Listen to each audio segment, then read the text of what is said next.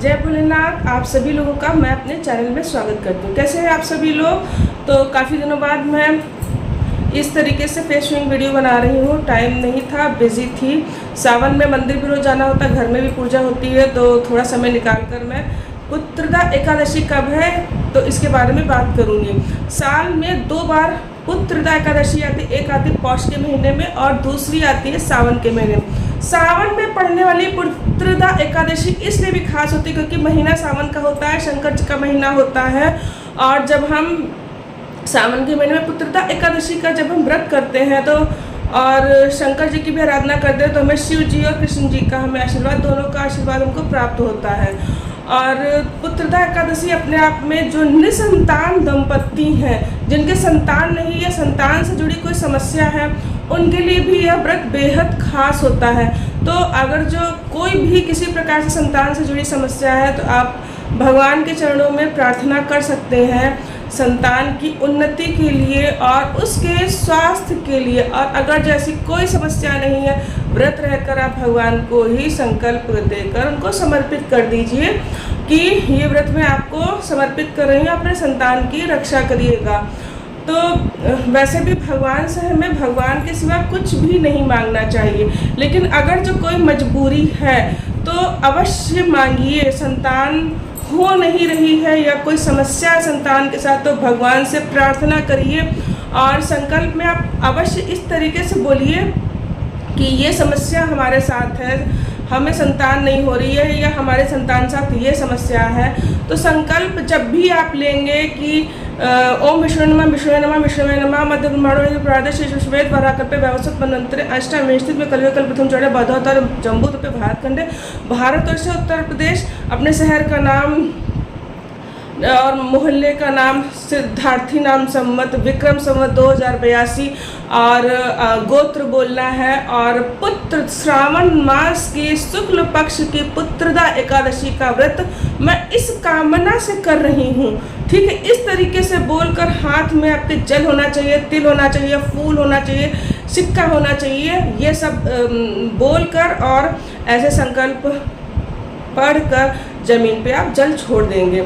मान लीजिए कोई कामना नहीं है तो भगवान को व्रत ये जैसे कि आप उनको समर्पित कर दीजिए कि ये व्रत मैं आप ही को, मैं तो खैर ईश्वर की दया से, भगवान की कृपा से मेरे पास उनका दिया हुआ आशीर्वाद सब कुछ है।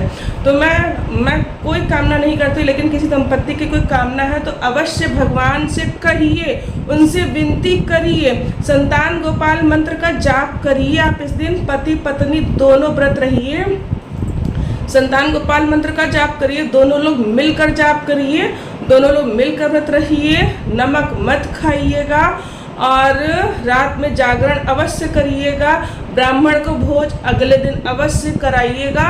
और कायदे से तो कुछ नहीं खाना चाहिए, लेकिन फिर भी आप चाहो तो फलाहार व्रत रह सकते हो और कोशिश करिए नमक ना खाइए और चीनी भी ना खाइए। चीनी में देखिए केमिकल वगैरह पड़ा होता है, कोशिश करिए चीनी भी ना खाइए और चाय मत पीजिए।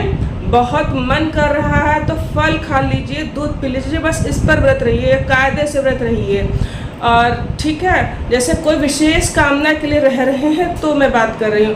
और सावन महीने की जो पुत्रदा एकादशी है तो ये शुरू हो रही है सोमवार को दोपहर में शुरू होगी 11:42 से और इसकी समाप्ति होगी एकादशी तिथि की मंगलवार को दोपहर में 1:12 पर।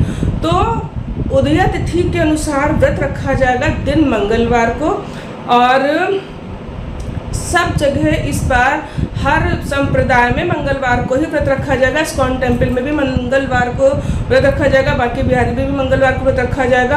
और अगर मैं पारण की बात करूँ तो बुधवार को पारण जल्दी इस बार आप लोगों को करना होगा क्योंकि जो द्वादशी तिथि है वो मंगलवार को दोपहर में 1:13 पर लग जाएगी। तो पारण का समय हमको जो है वो बहुत कम मिल रहा है, तो 5:45 से लेकर 8:26 तक आप लोग पारण कर लीजिएगा। और जैसा कि आप लोगों को पता है 3 दिन का व्रत होता है, दशमी तिथि से ही नियमों का पालन करना होता है। लहसुन प्याज मत खाइए, दूसरों का अन्न मत खाइए, झूठ मत बोलिए और ब्रह्मचर्य से रहना होता है, ठीक है। ब्रह्मचर्य बहुत ज़रूरी होता है। और जो नियमों का जो पालन होता है एकादशी के व्रत में बहुत ज़्यादा ज़रूरी होता है। दशमी तिथि के नियमों का पालन, फिर द्वादशी तिथि के नियमों का पालन। द्वादशी तिथि में भी जब आप व्रत खोलेंगे तो मैं चावल से कोई बनी चीज़, पहले तो मैं पंचामृत से भगवान को स्नान कराती हूँ, उसमें तुलसी दल वगैरह सब पड़ा होता है, वही पंचामृत खोल के पी कर मैं अपना व्रत खोलती हूँ कि प्रभु मेरा व्रत स्वीकार कीजिए। और मैं अपना व्रत खोलूँ, उसके पश्चात मैं चावल से बनी चीज़ का ही प्रभु को भोग लगाती हूँ। और उसके बाद मैं वो जो खिचड़ी होती है, मैं खिचड़ी का ही भोग लगाती हूँ भगवान को, और फिर वो गाय को खिलाती हूँ खिचड़ी। उसके बाद में किसी ब्राह्मण के लिए मैं खुराक निकालती हूँ, कच्चा अन्न जो होता है, आटा दाल चावल, और उसमें मैं दक्षिणा रखती हूँ और फल रखती हूँ। उसके बाद में इतना सब करने के बाद में तब मैं अन्न ग्रहण करती हूँ। तो इसके नियमों का पालन करना ज़रूरी होता है, और समय पर पारण का भी बहुत ज़्यादा महत्व होता है, समय पर पारण करना भी बहुत ज़्यादा ज़रूरी होता है। और मान लीजिए संतान से संबंधित कोई भी समस्या है या कुछ भी है, तो आप संतान गोपाल मंत्र का आप इस दिन जाप करवाइए किसी ब्राह्मण को बुलाकर, और ब्राह्मण के साथ में पति पत्नी कोशिश करिए आप भी जाप करें एकादशी वाले दिन। सभी वैष्णवजन, सभी भक्तजन, सभी लोग नियमों का पालन करके नियम से एकादशी का व्रत करें। एकादशी का व्रत नियम से ही करना चाहिए। अगर जो नियम का पालन ना करें तो फिर कोई मतलब नहीं है, तो फिर हमको 100% फल की प्राप्ति नहीं हो पाती। कोशिश करें कि नियम से ही एकादशी व्रत का हमको पालन करना चाहिए। सभी भक्तों को राधे राधे। मिलती हूँ अपनी नेक्स्ट वीडियो।